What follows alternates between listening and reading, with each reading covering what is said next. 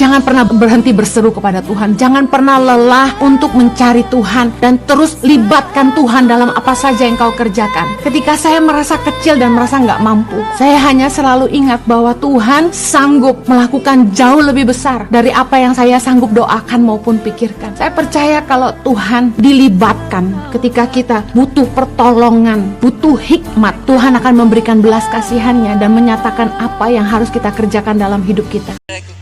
Dia belum menyerah atas hidupmu. I don't care apa yang saat ini kesalahan yang kau buat. Dengar ini, kesalahan dan dosamu tidak cukup besar untuk menggagalkan rencananya. Hari ini saudara, itu yang terjadi atas kehidupan Musa. Saya berdoa hari ini, apa yang terjadi atas Musa tidak terjadi atas saudara. Musa make mistake saudara, dia lari 40 tahun dia di padang gurun saudara. Ada di sini yang 40 tahun di padang gurun. Semua yang kau kerjakan engkau berkata saya ini orang gagal pastor. 40 tahun di padang gurun, Musa ada di dalam keadaan hopeless.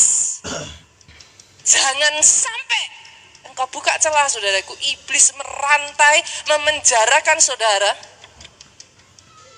sehingga potensi-potensi yang sudah Tuhan taruh atas hidupmu terkubur.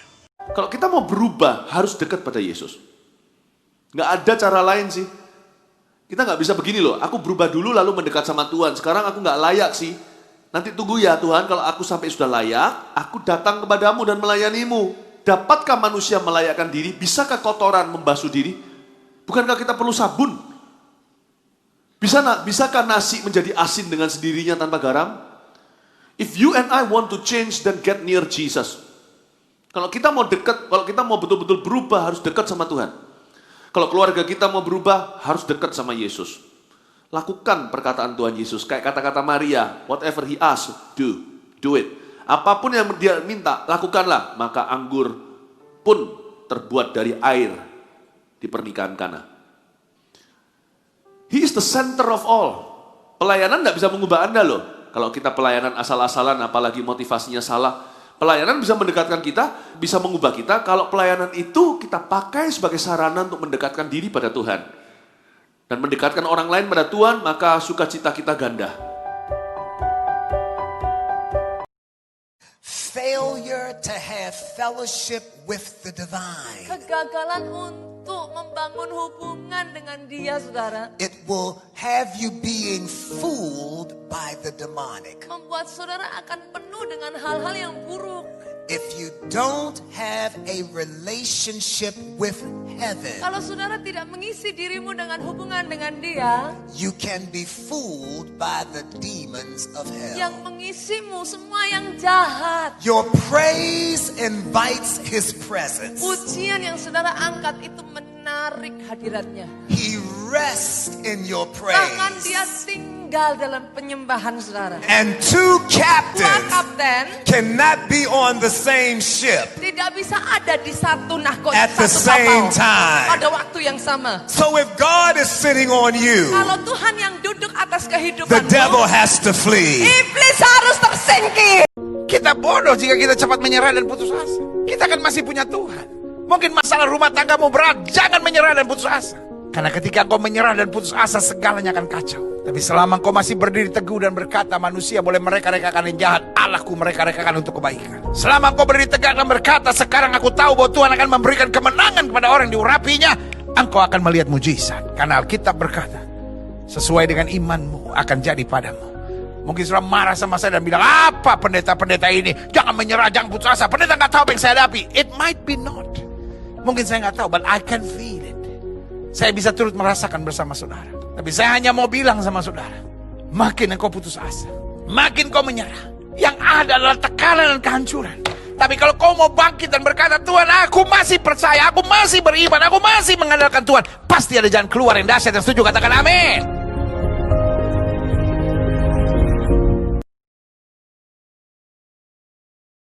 Beberapa hal tentang pergaulan saya catat di sini. Jangan kita memanfaatkan serta merugikan orang. Kalau dalam pergaulan kau hanya memanfaatkan, engkau merugikan. Saya beri nama engkau benalu yang berbahaya. Karena dalam pergaulan kita harus jadi berkat, kita harus jadi saksi Tuhan, kita harus jadi terang Tuhan. Kita harus menyatakan kemuliaan Tuhan. Supaya dalam pergaulan orang pun diuntungkan, orang pun diberkati, orang pun melihat kebaikan Tuhan. Saudara yang kasih dalam Tuhan, Yusuf di rumah Potifar, Alkitab bilang Potifar diberkati. Siapa Yusuf? Hanya budak. Yusuf gak bisa kasih uang buat Potifar. Jadi jangan pikir menguntungkan itu hanya soal uang. No. Yusuf dibuang ke penjara, kepala penjara diberkati. Artinya apa? Dalam pergaulan kita jangan memanfaatkan serta merugikan orang. Engkau benalu yang berbahaya. Tetapi dalam pergaulan pastikan kita mendoakan, kita menghibur, kita menguatkan, kita memberi semangat, dan kita mengarahkan setiap orang di sekitar kita untuk memiliki nilai-nilai kemuliaan Tuhan yang luar biasa. Yang saya katakan, Kamu harus hati-hati pilih pasangan hidup, anak perempuan terutama. Karena segala sesuatu tentang dirimu nanti, kalau jatuh di tangan yang salah, maka panggilanmu akan dikorting luar biasa gara-gara menikah dengan pria yang salah. Akan ada laki-laki yang akan menjadi penghalang atas apa yang Tuhan rencanakan dalam hidupmu. Tapi akan ada laki-laki yang akan membangun mimpimu. Orang tua kalau lihat anaknya sakit, akan diusahakan. Apalagi kalau penyakitnya berat, nggak ada uang kerja lebih keras supaya bisa obati. Dari mana sifat itu kita dapatkan? Kita dapatkan dari Bapa. Kalau manusia jahat aja pengen anaknya sembuh, apalagi Bapa di sorga. Ia rindu membebaskan, ia rindu menyelamatkan, dan ia rindu menyembuhkan. Saudara, mari kita buka firman Allah. Markus pasal yang kelima, ayat yang ke-25 sampai 34. Adalah di situ seorang perempuan yang sudah 12 tahun lamanya menderita pendarahan. Saudara, mungkinkah hal ini juga Anda alami? Mungkin Anda nggak mengalami spesifik pendarahan seperti perempuan ini, tapi terjadi pendarahan di mana-mana. Ada bleeding inside, ada pendarahan di dalam. Mungkin di pernikahan Anda, mungkin di keuangan Anda. Mungkin itu sebuah luka emosi, luka batin. Mungkin itu keuangan, mungkin itu kesehatan. Saudara, firman Allah menjanjikan sebuah awal yang baru bagi Anda. Lalu dikatakan seperti ini, ia berulang-ulang diobati tapi nggak sembuh-sembuh. Bahkan dikatakan Alkitab, saudara, bahwa semua hartanya itu habis untuk pengobatannya, tapi itu tidak membuahkan hasil apapun. Malah keadaannya semakin buruk. Bukan hanya itu, ia harus terasing, ditolak oleh manusia, ia juga merasa ditolak oleh Tuhan. Mungkin dia sudah panjatkan doa ribuan kali, tapi nggak dijawab, nggak sembuh-sembuh. Dia mungkin berpikir bahwa Tuhan menghukum dia, Tuhan marah sama dia. Lalu apa yang terjadi? Satu kali, tiba-tiba perempuan ini bisa bangkit pengharapannya, bangkit imannya, mendekati Yesus, dan berkata, asalku jamah saja jubahnya, aku sembuh. Lalu apa yang terjadi? Urapan keluar dari Yesus, kuasa Roh Kudus mengalir dari tubuh Yesus, menyembuhkan dia. Dan waktu dia merasa sembuh, Yesus tiba-tiba baru menyadari ada tenaga yang keluar. Yesus gak tahu apa yang terjadi. Perempuan itu akhirnya perlahan-lahan mengaku, aku yang menjamahmu. Ia menceritakan segala sesuatunya. Lalu Yesus memberikan closing statement, hai anakku, imanmu telah menyelamatkanmu, menyembuhkanmu. Sekarang sembuhlah dari penyakitmu. Pertanyaannya, apa yang membuat perempuan ini, perempuan yang sudah gak ada harapan ini, perempuan yang sudah merasa tertolak, ditolak oleh manusia dan ditolak oleh Tuhan, perempuan yang hopeless, perempuan yang gak punya harapan apapun, apa yang menyebabkan perempuan ini tiba-tiba melonjak imannya, punya pengharapan, dan menjamah Yesus, lalu ia menerima kesembuhan? Padahal banyak orang berdesak-desakan, nyenggol Yesus, tapi hanya perempuan ini yang menyebabkan kuasa Tuhan mengalir. Ternyata perempuan ini beroperasi dengan iman. Jawabannya ada di ayat 27. Dikatakan begini, dia sudah mendengar berita-berita tentang Yesus. Saudara, 1 Korintus 2 ayat yang kelima berkata begini, supaya iman kamu jangan bergantung pada hikmat manusia, tetapi pada kekuatan Allah. Berserulah kepada Tuhan, bukan kepada manusia. Ketika kita menghadapi badai dalam hidup ini, belajarlah mengandalkan Tuhan, sumber hikmat kita. Bergantunglah pada kekuatan Allah, jangan bergantung pada hikmat manusia. Saya percaya hikmat dari Tuhan akan diberikan kepada kita saat kita meminta pertolongannya. Proses hidup yang Tuhan izinkan terjadi dalam hidup kita adalah cara Tuhan untuk mempersiapkan kita untuk tujuannya yang besar. Saya bersyukur Tuhan itu sudah mempersiapkan hidup kita jauh sebelum kita menghidupi rencananya hari ini.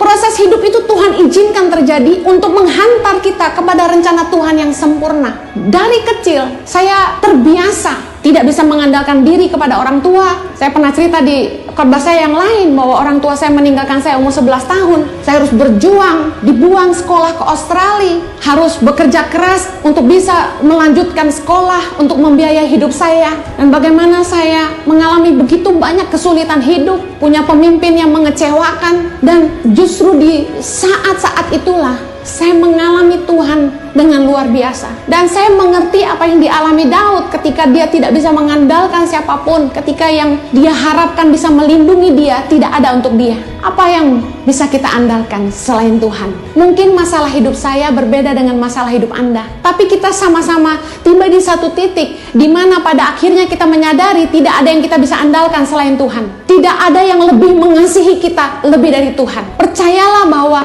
proses kesulitan-kesulitan hidup, badai yang menerpa hidup kita akan mengasah iman kita, membentuk karakter kita, dan mempersiapkan kita untuk sebuah rencana Tuhan yang lebih besar bagi kita. Karena kita gagal, kita cacat logika kita, sehingga penyembahan kita kayak latihan agama. Worship leaders bukan motivator. Saya butuh waktu 7 tahun merubah ini di Ambon. Saya larang saya punya worship leader. Kalau satu gereja nggak nyanyi, kamu nggak salah. Tapi saya nggak mau kamu suruh orang menyembah. Harusnya gini, kalau lu nggak menyembah, lu yang punya masalah, bukan di sini.